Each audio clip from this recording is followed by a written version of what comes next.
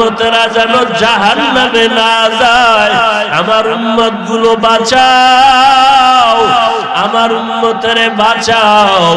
আল্লাহ আমার কান্না দেখিয়া আমাকে বলবে, নবী মাথা উঁচু করে, আপনি কাঁদবেন না, আপনার কান্না আমি আল্লাহ সহ্য করতে পারি না, আপনার একটা উম্মতেরও জাহান্নামে দিব না।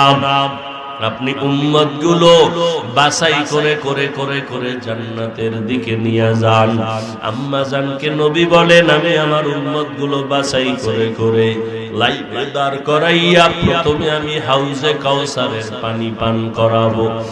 আমার উম্মতেরে আমি নবী নিজের হাতে কাউসারের পানির পেয়ালা দিব।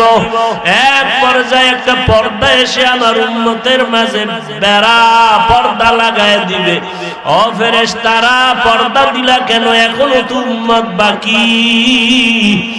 আল্লাহর ফেরেশতারা বলবে, নবী এই উম্মতেরা আসলে আপনার হাকিকতে উম্মত না, আপনি দুনিয়া থেকে বিদায়ের পর এরা আপনার সুন্নতের জবাই করেছে, আপনার দ্বীন ও ইসলামের মধ্যে ঘাটতি ঘটাইয়া দিছে।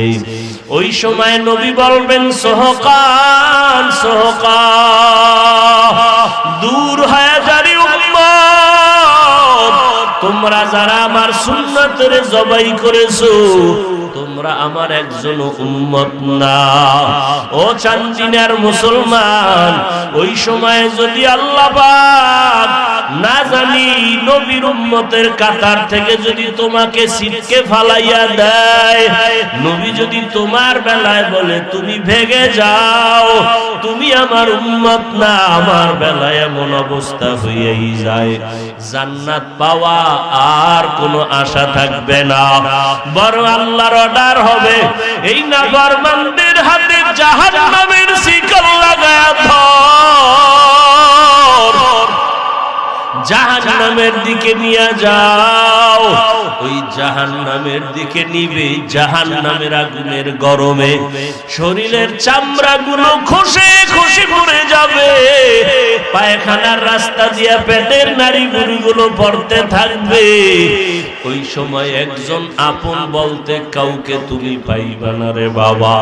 ও যুবকেরা, ও বৃদ্ধ বাবাজিরা, ও পর্দার আড়ালের আম্মা জানেরা, আপনারা নবীদের মায়ের মতো মা, সাহাবায়ে কেরামের মায়ের মতো মা, গুনার কথা স্মরণ করিয়া তওবা করেন।